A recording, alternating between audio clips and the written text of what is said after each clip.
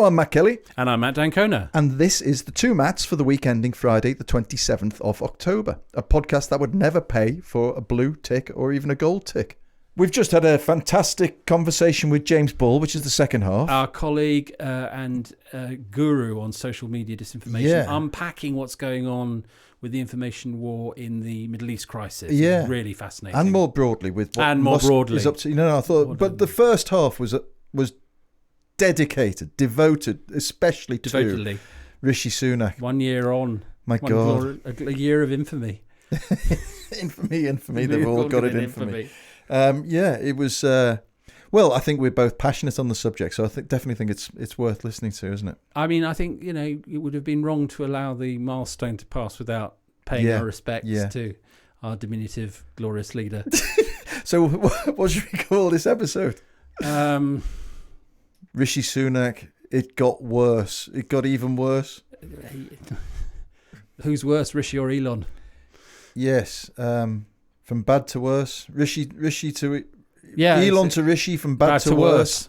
Like that. Yeah. Okay. So this is the Two Matts, episode 19, from Rishi to Elon, from bad to worse. Enjoy.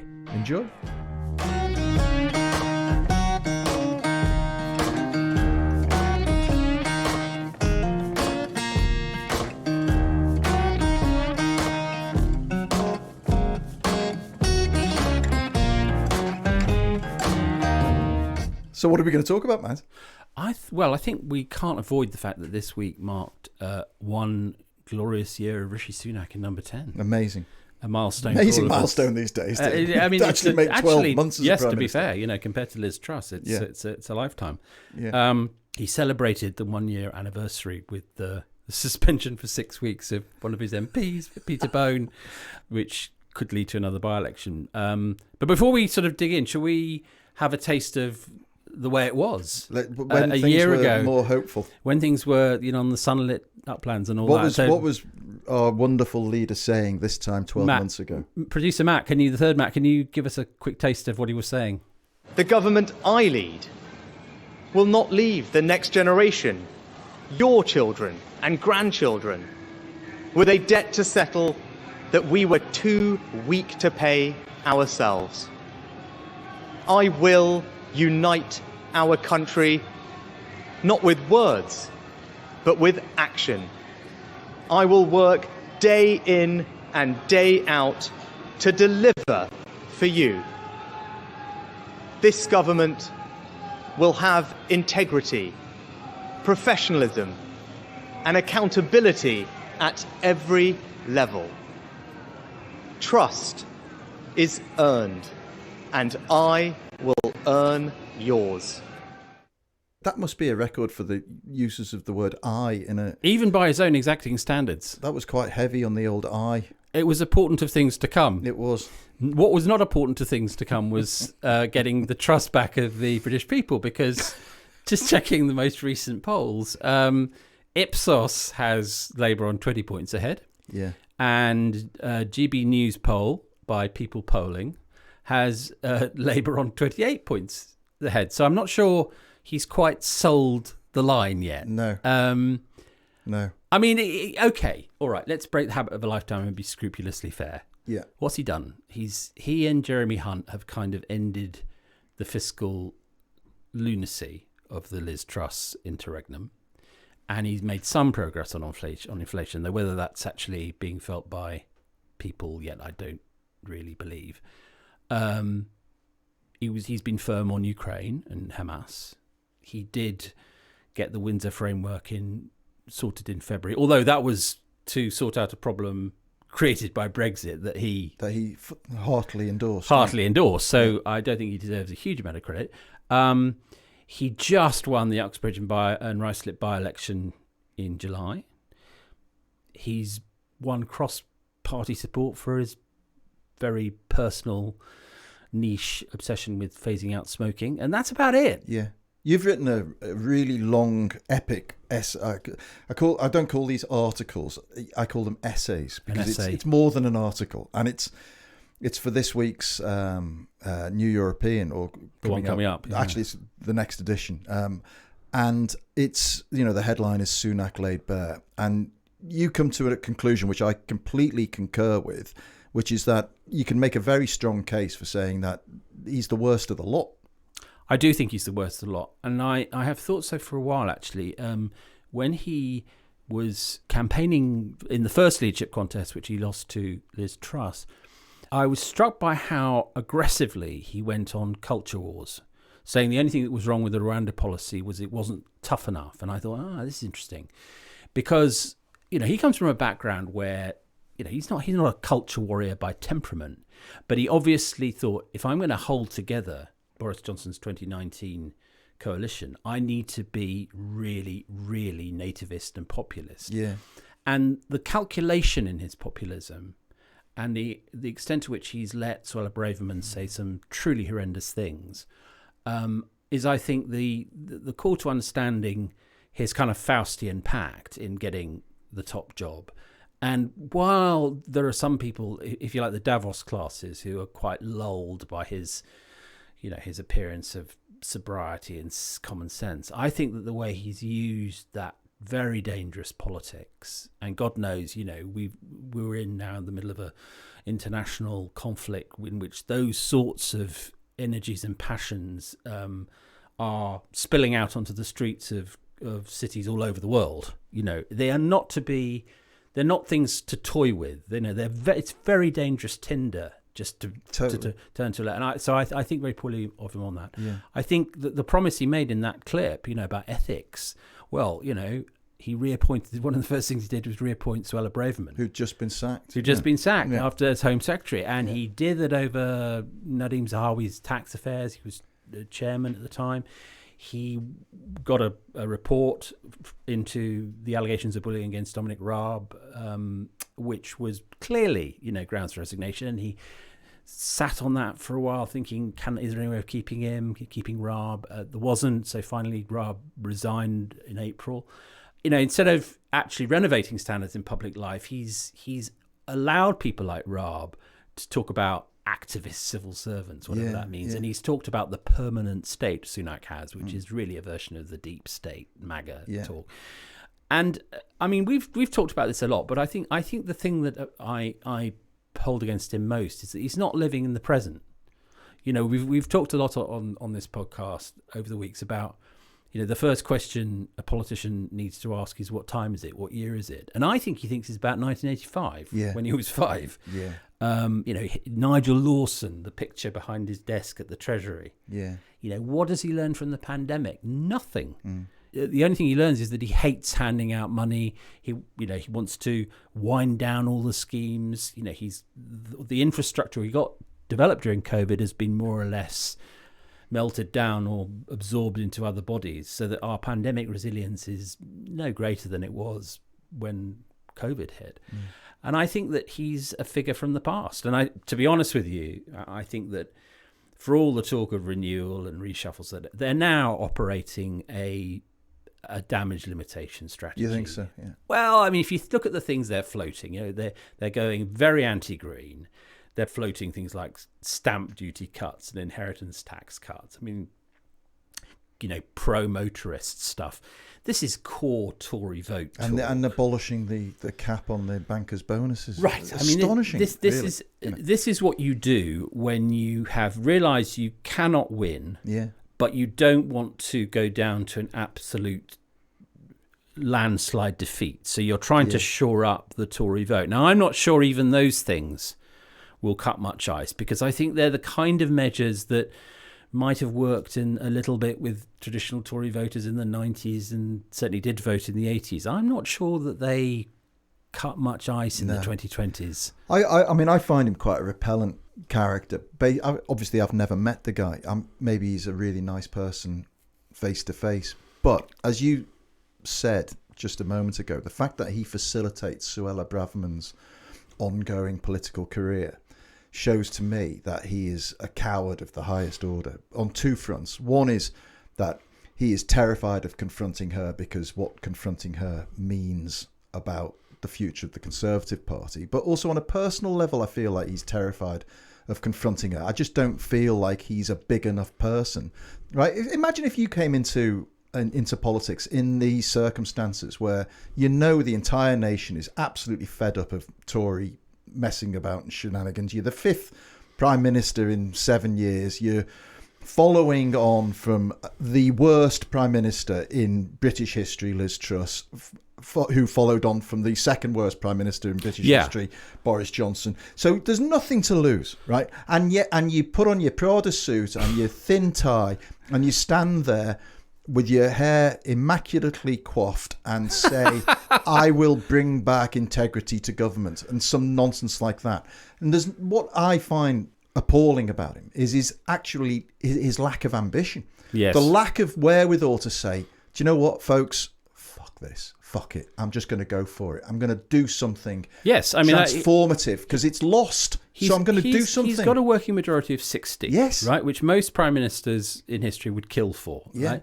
He could do all sorts of things, even if it is in a very brief period.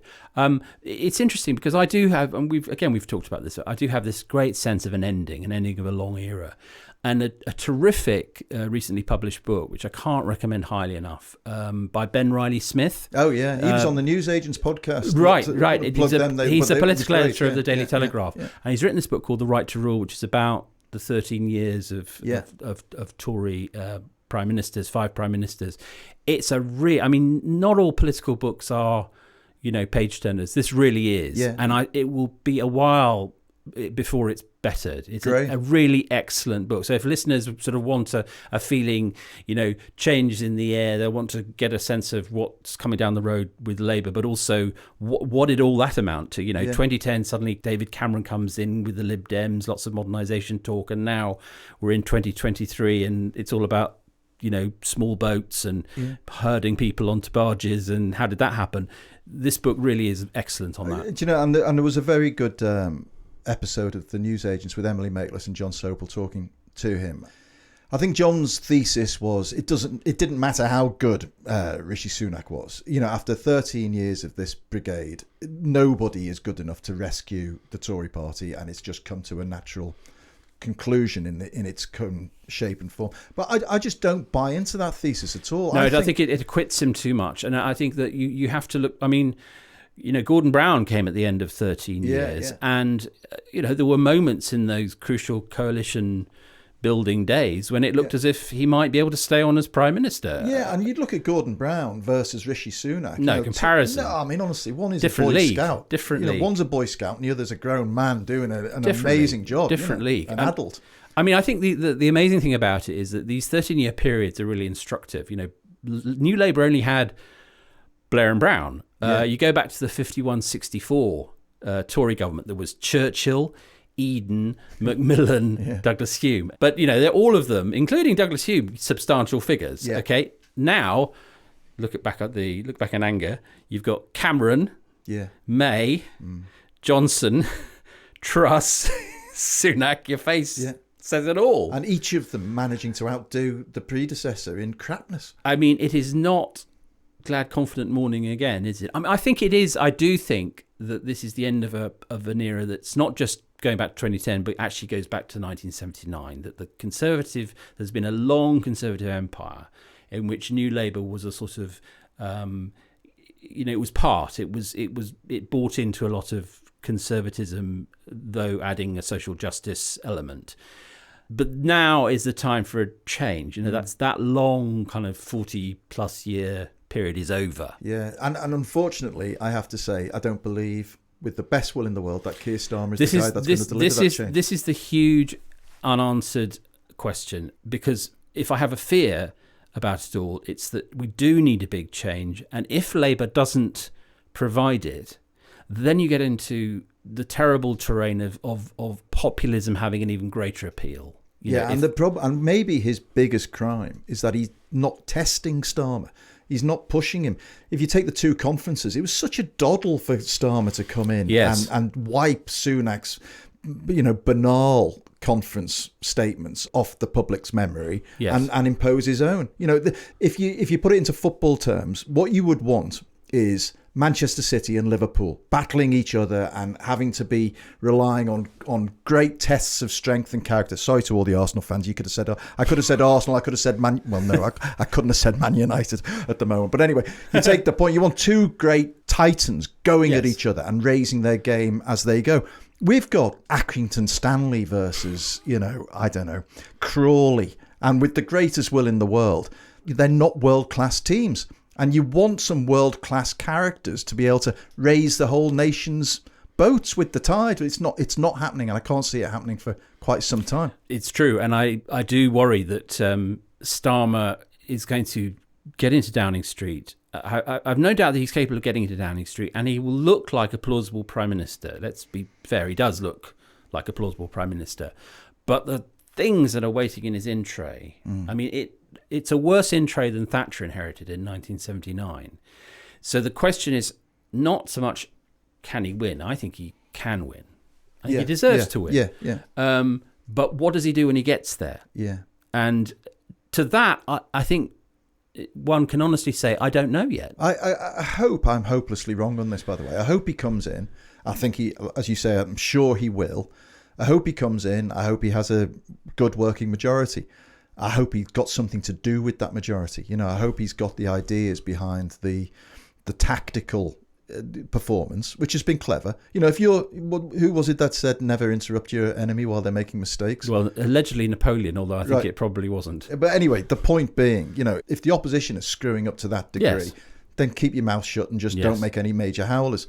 I think the opposition is screwing up to such a degree that you'd want more from Keir Starmer and Labour right now. At this point, you'd want more. The conference was good, and they made some good noises around housing and education and so on and so forth. But you'd want more of a sense that there's a leader here in waiting, and you don't get that feeling from. Well, what the country's going to need is Attlee-style reforms, Beveridge-style reforms, big risks. Yeah. The question I have yet to sort of have answered satisfactorily, just by observing, but also by people around Starmer, is he ready to take a risk that might not come off? Yeah, right. Because that's the definition of leadership. That is the definition of leadership. I mean, he's brilliant at reassuring. I mean, credit where it's due. He has taken the anti-Semitic stain off Labour. He has got them in line. He has reassured the markets. He's done all the things that a reassurance strategist should do.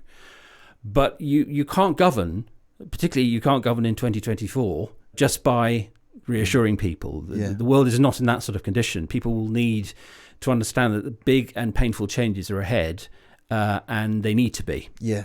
It's hard to imagine those words in his mouth. We'll see. And also what the world looks like once we've gone through those changes. Absolutely. That's the important thing. You've got to know where you're going. I think he's kind of tried to articulate that. Well, the one thing I did like in the conference on that front was the decade of renewal. Yes, that was a good phrase. Because what he was saying was basically, I need two terms. Yeah. And that's good thinking. And there was something Kennedy-esque about the decade of challenge. That's right. This is going to be hard. This is our moonshot. Yes. But that's the literal specific about what's missing is what does Britain look like at the end of that decade of renewal? The problem is that they haven't actually named a moon to go to. Exactly. Yeah. That's my point. It's not really clear what the moon is. And I don't think they know really. But you need somebody. When you think about Blair coming in, and the people he had around, they had many. Alistair, Philip Gould, all real kind of heavyweight communicators. Angie Hunter, absolutely amazing communicators. And I've no idea who's writing this stuff for Keir Starmer, but I don't really think that they've got that level of communication expertise. And it's going to become more and more important, I think, that they can sell the dream. Someone who's engaged in sort of getting them ready in terms of manifesto preparation told me the other day that they've got a bunch of policies, but they don't have a narrative, which is exactly your point. Yeah. That they've got a list of things they want to do, but what they don't have is a thing to bind it together that they can then not just go onto the doorstep, because I don't think this is just about the election. In fact, I don't think it's really at all about the election, but afterwards and say, right, this is what we're going to do in the first 100 days. Yeah, I want to know what is my role, right? I'm being egotistical, as a citizen, but what is my role as a citizen in reshaping this country so that it's something better? What's the British dream, not the American dream? What's the British dream for this epoch. Yes. I've got skills, you've got skills, everyone's got skills. How can these skills be galvanised? All I hear from Keir Starmer is we've got massive problems and the state is going to step in and solve these problems. A bit. Yeah, a bit, and it's going to be really painful. I want to know how I can help solve these problems as a citizen. You know, what is it I can do? I mean, one thing that he could do without spending a dime would be to say, look, Boris Johnson fell in 2022 because of an ethical crash, which the Tories then responded to by having an argument about tax cuts. Okay? Yeah. There are a whole load of things that could be done at marginal cost to radically improve trust in public standards in public life. You could do them in the first 100 days. Yeah. You could make a speech, you say, there's no point in me doing anything unless you guys trust not only me and not only the government, but the whole system. Yeah. And I understand why you don't. For example, just as a for instance, the independent advisor to the Prime Minister on ministerial standards, Laurie Magnus, who's a very tough person, cannot initiate his own inquiries. They have to be triggered by the Prime Minister themselves. Yeah. Now, that's insanity. You know, obviously, to be independent, that advisor should be able to sleuth around Whitehall doing whatever they want. Yeah. Now, that doesn't cost a penny, but it's a significant change. It says, right, I'm now making my government totally and utterly transparent, and Solari will be, you know, roaming around, and God help anyone who fouls up. Yeah. Whereas at the moment, he has to go, if he's Prime Minister Starmer, he has to go to him and say, would you look into whoever it is? And if the Prime Minister is the villain, that's the equivalent of marching into the police station and saying, I've just committed the crime. And also, I think that there should be some tightening of what the Prime Minister has to do, because as we've seen in the past, the Prime Minister doesn't always follow the advice of the independent advisor. Yeah. Things like that, you know. It's more than 25 years since the Nolan Commission. And it's time for not only some actual change, but a sense of response to what people feel. Yeah. They don't trust the system. Just before we go to a break, what's your favourite Rishi Sunak moment of the last 12 months? I think when he almost disappeared behind a lectern. I think it was a stop the boats, because they as you know, the mottos have changed over but it was a stop the boats one, and he came out with his physics revision notes, and you thought, oh, he's kneeling. Is he sorting out something? He's not. No, there he is in his little trousers, right? You could barely see him. I mean, it is hilarious. One shouldn't mock, but you'd have to heart of stone not to. I think the petrol pump fiasco takes a lot to beat. But that was glorious. I think my single favourite moment was when he was helping out in the soup kitchen, and he asked the homeless guy what line of business he was in. The guy just looked at him and said, "Mate, I'm homeless." It was like, oh yes, right. I'm in the being on the pavement line of business.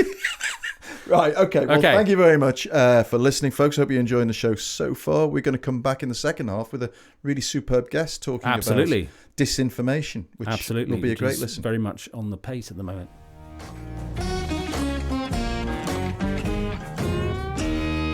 On the Media Podcast this week, we also have the New Europeans James Ball, but on other stories entirely, including the auction to buy the Telegraph Media Group. But will it all be derailed before a buyer's found? Also on the programme, 50 years old and commercial radios in rude health, according to the latest data. We unpack the findings.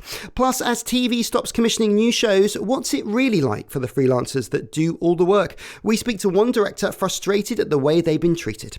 That's the Media Podcast with me, Matt Deegan. There's a link in the show notes. So welcome back to the Two Matts. I'm really delighted to say we've got James Ball with us. Our colleague. Yes, a writer on many organs, but most notably, I would say, in the New European every week. Of course. Your wonderful deconstructed column takes apart issues and explains stuff to the world. So explain this to me. You're a great disinformation expert. Has the dialogue on social media ever been worse than it is right now?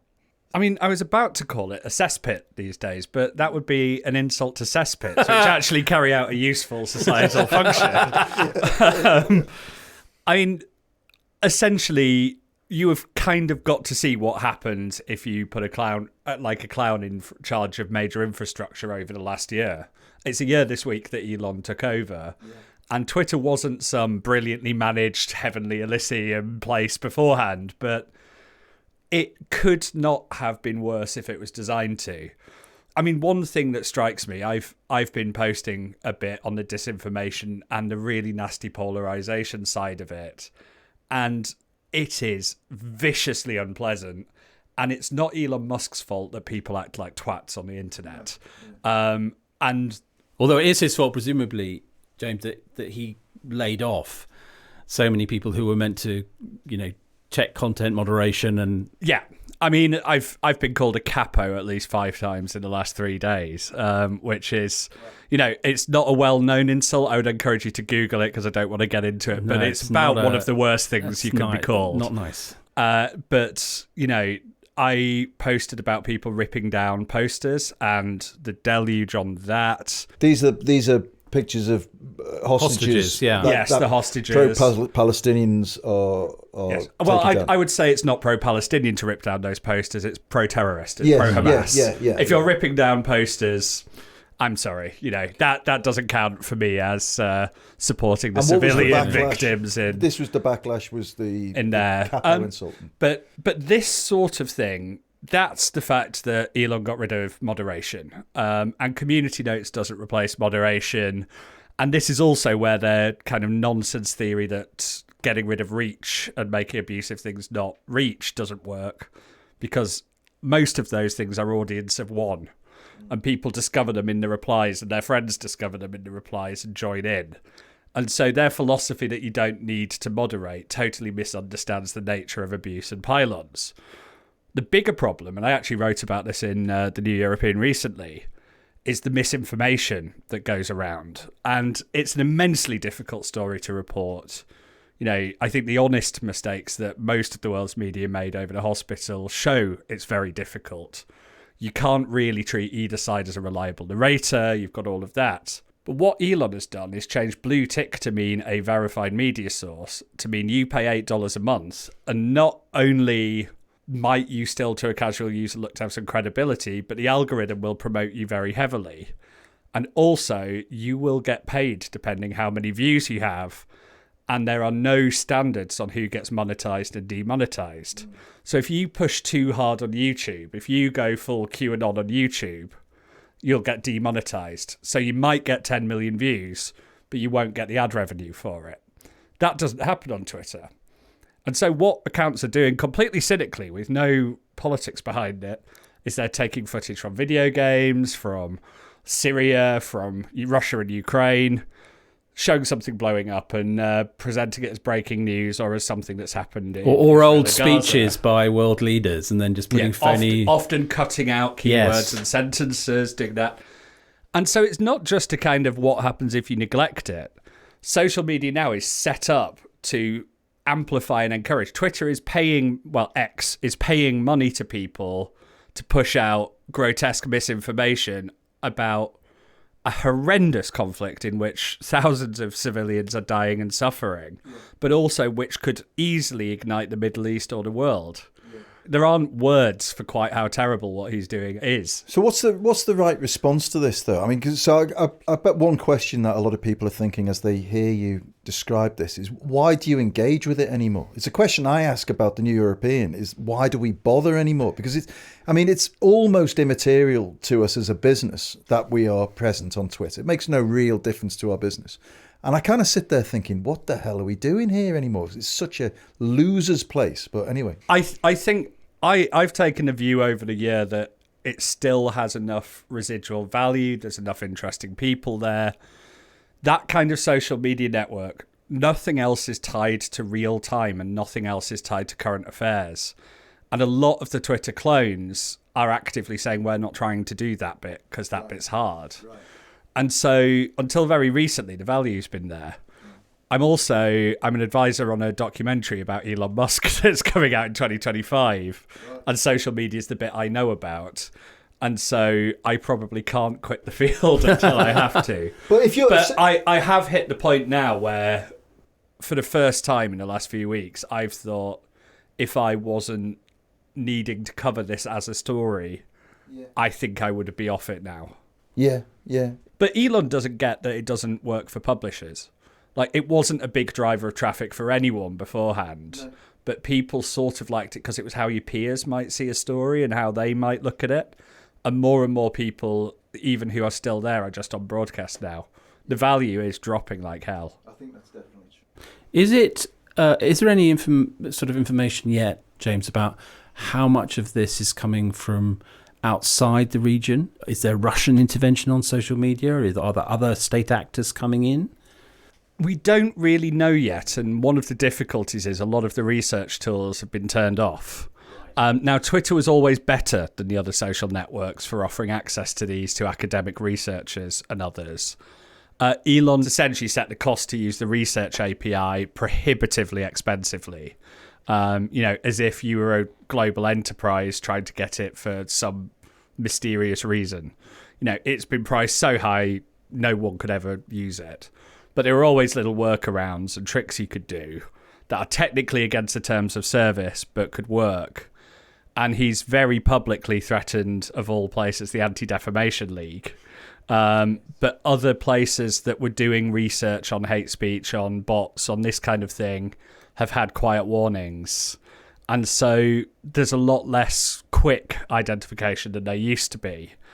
People will be doing their usual tricks. You can sort of see quite a lot of the signs that Israel or Israel-affiliated hackers are possibly attacking some major pro-Palestinian accounts. I'm sure there's some of that going the other way.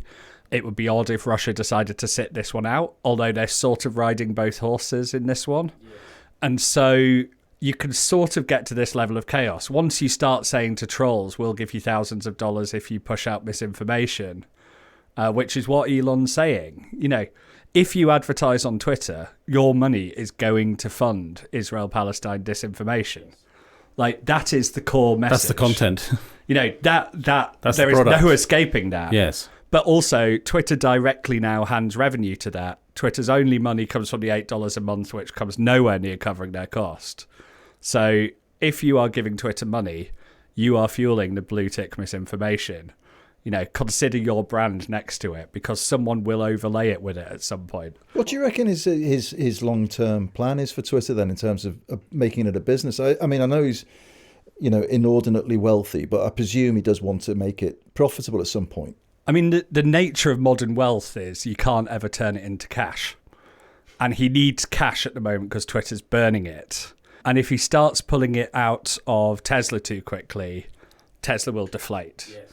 It doesn't mean that Tesla couldn't stay big, but it's a very delicate confidence game to keep it big. And so he can't just put $5 billion a year into Twitter. So he needs Twitter to start improving. What's his plan, do you think? I mean, the way he seems to be trying to do it is that the beatings will continue until morale improves. He takes more and more. Which is very much my approach as an European, as you both know. As well we know. We've tried and tested. We've all got the press day bruise. I only work with people who actually enjoy that shit. Okay. The New European, the masochists newspaper. We beat you till you cheer up. And by the way, that goes for subscribers too. So yeah, so he warned folks. He means it. You will enjoy this newspaper. But essentially, people got very confused by it because he doesn't want anyone to leave Twitter. And so, as in, not just quit it, as in, I used Twitter when, do you remember RSS feeds where you could just have a little feed from your news outlets and it was there? When that died, I used Twitter at first like an RSS feed, but then you could chat to people about it, and then it kind of turned into a social network for me. I always use it to find stuff to read. I think I'm not the only person. I've started going back to newspaper online front pages again. Yeah. But even papers I pay subscription for, I would get almost everything through Twitter. Twitter had a newsletter service where you could make and sell newsletters on it. He canned that, but then banned Substack links. Yes. And it's like, well, you don't want to offer the product yourself and you don't want other people to go. So he's trying to sort of degrade the service in the hope that you'll pay him for it, in the hope that you'll trust him that if you pay him for it, it'll be good. Yeah. Which has never worked. That well, is the plan. There's a sort of analogy with popular mainstream newspapers, and certainly here, but across the world, really, when they degraded the quality of the content and the user experience on their own websites, and then realised that the ad dollars, the ad pounds weren't there anymore. So thought, oh, subscription's the way to go. But guess what? By that time, everyone was thoroughly convinced that the product was shit. Yes. And weren't about to start paying you to make it better. So, you know, I kind of feel like that, as you suggest, that is a route to... He doesn't understand it well enough to make choices. It's just like things of, okay, he's paying something out to creators now, but in a very inconsistent way. But most people who would run a social network would understand the users that have followers and get engagement are your product. Yes. You need to court them, win them over, keep them. You don't need to constantly troll them. Yeah. And essentially, Elon came in absolutely hating all the blue ticks because he didn't feel like part of the club. And so he took on Twitter's power user base, sort of came in going, screw you all, I hate you all, you know, I'm going to build a better thing. And then all the sort of people who had no followers and got no engagement got blue ticks, and then realised that actually they still get piss all content because it's not the blue tick on the old system that got you viral. It was doing good tweets. That's right. Unfortunately, they still don't do good tweets. That's right. You know, I sort of find most of my tweets don't get as much engagement as they used to because there's not as many people. But, you know, I'm tickless. I haven't paid. I don't have a hidden one or anything like that. My overall numbers are about the same as they ever were. You know, my following count's about the same as it ever was. Mine too, yeah. You know, it turns out my particular brand of bad tweets get enough people wanting to shout at me still that, exactly. You know, the tick, it wasn't the tick that got the You've numbers. You've always been reliable in that regard. No. So it's why you pay me at the New European. Exactly. Just on the sort of basics of, you know, social media as a sort, which it was originally a source of citizen journalism. Presumably, there's a huge problem in Gaza, which is that people aren't going to be able to recharge their phones or indeed get internet access. I mean, there's going to be a big, just in terms of finding out what's going on, it's going to get harder and harder, I assume. I mean, yes, although you have to think this is not the first rodeo of anyone on the Gaza Strip, and journalists there are very used to operating in incredibly difficult circumstances, including without power. People often... Generators and so forth. Or small solar panel kits and things like that. And, you know, those work for phones. There's only so much you can do if the comms infrastructure isn't there. But again, sometimes you can have a booster so you can get to a tower on the other side. Right. Sort of, there's lots of tricks that journalists there know. I think compared to the difficulties of operating with the huge degree of fear and lack of safety that they have... I think the infrastructure is probably one of the smaller problems there. But only because this isn't unexpected for them. You know, it's easy to think because of the scale of what's happening, it's new. How does it compare with Ukraine? Essentially, the infrastructure in Ukraine is a lot better. And also, there is much more international willingness to supplant it and to come in and to support it. It's not like Israel is going to let people in to help the communications infrastructure when they're barely letting food and water in. Yeah. And so as a reporting sort of situation, it's much less safe. You know, reporters on the front line in Ukraine obviously were taking significant risks, although often Ukraine had some quite experienced forces who would make sure they weren't at the worst of the front line kind of thing.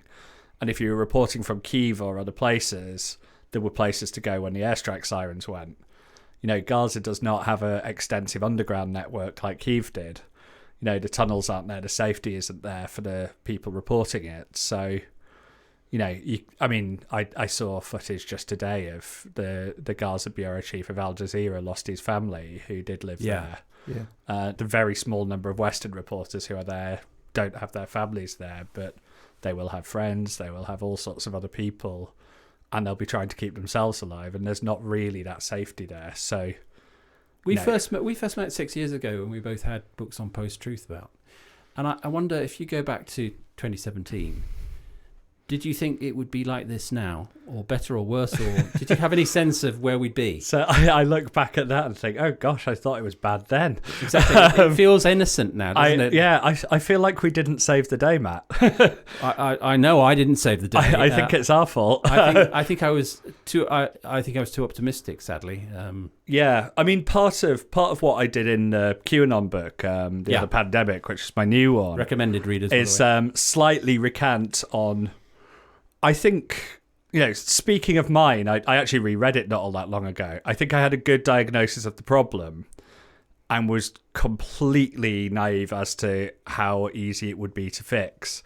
I've sort of almost thrown out everything that I had as a solution there. And I think part of it is trust comes from how connected people feel to society. And that isn't just about how they feel about the media. Yeah. Is society working for them? Yes. And we've had an awful 6 years. We've had a pandemic, got financial crises, we've got economic crises, we've got a brutal cost of living crisis. Yes. People are paying more tax than they ever have for worse services than they've had in living memory.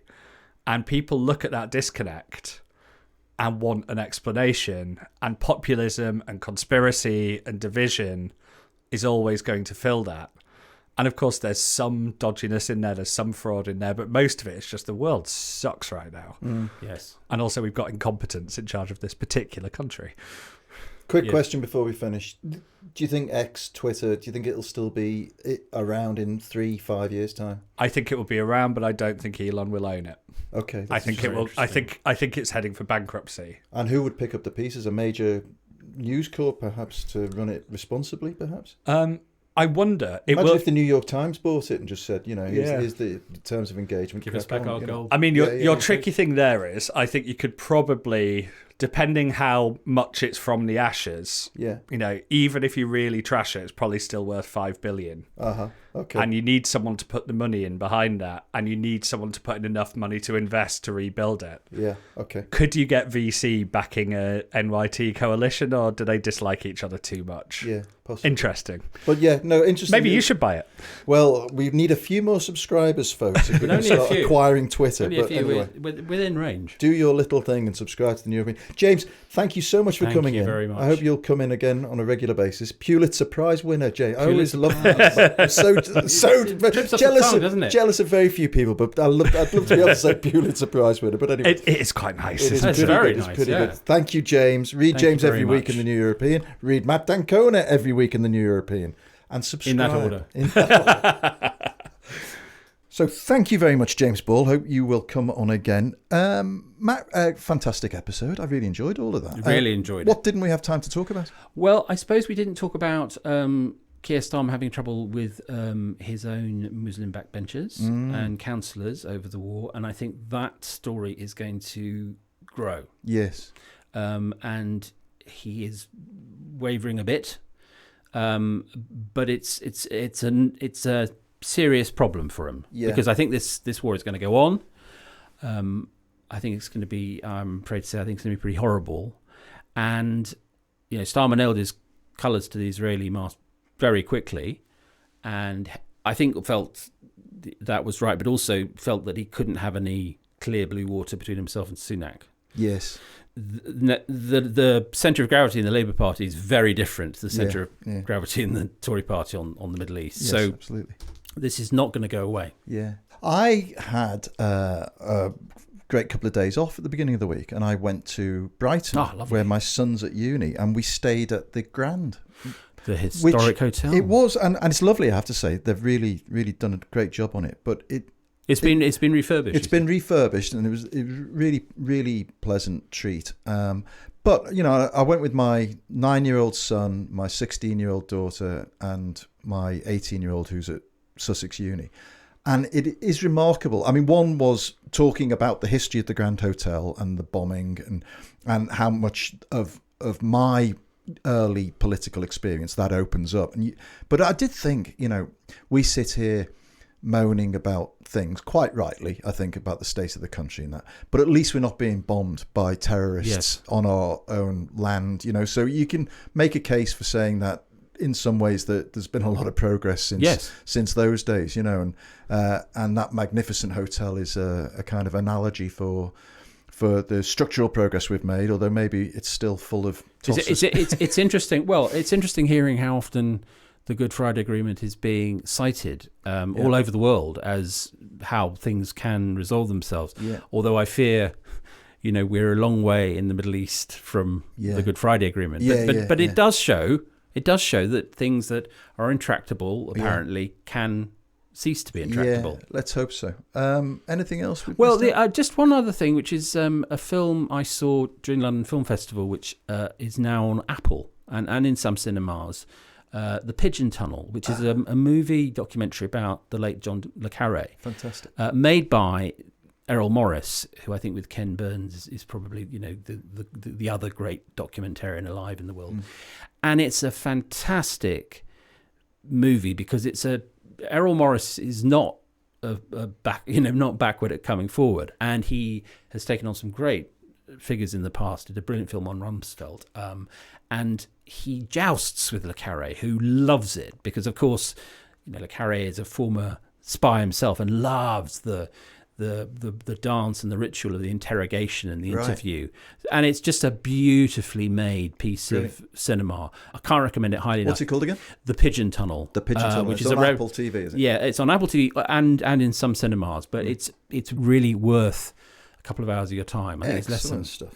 Well, I'll look forward to watching that. No, definitely worth watching. And of course, Bill Kenwright died. Yeah, very sad. The Everton chairman and owner for a long time, and of course, huge figure in theatre impresario. Yes. And they dimmed the lights on Broadway on Thursday night. Did they? Yeah, and also on in the West End in London. So a big loss. I only ever met him once. He was a great Scouser.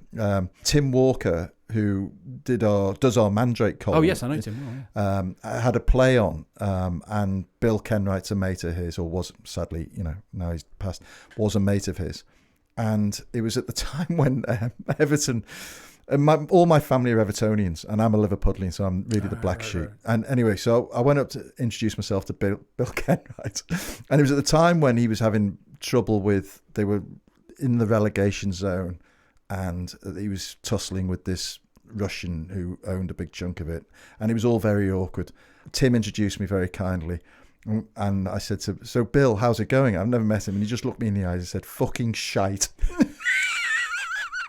Which I thought, okay, that's something, and it's hard to take a conversation on from that. There's a Matt Kelly's meeting with Mogul's book, Christmas book in this, because I saved Rupert Murdoch's life the other day, and now and I depressed Bill Kenwright. I mean, it writes itself. It's fantastic. Really but anyway, Bill Kenwright, one of the peace. greats. Rest in peace, mate. I hope it's blue wherever you are. So thank you very much indeed, folks, for listening. Hope you enjoyed the show. As a reminder, you can get a fantastic subscriptions offer when you sign up to the New European. You get a free copy of James O'Brien's wonderful new book, How They Broke Britain, and James has signed those copies. I have to say there's only a few copies left now, so steam in while they're available. While supplies last. They are at www.theneweuropean.co.uk/2matts. That's the number 2, MATTS. Thank you very much, as always, to our wonderful production team, Maya, Ollie, and the third Matt at Rethink Audio. And for now, it's goodbye from me. And it's goodbye from him. Goodbye. Bye.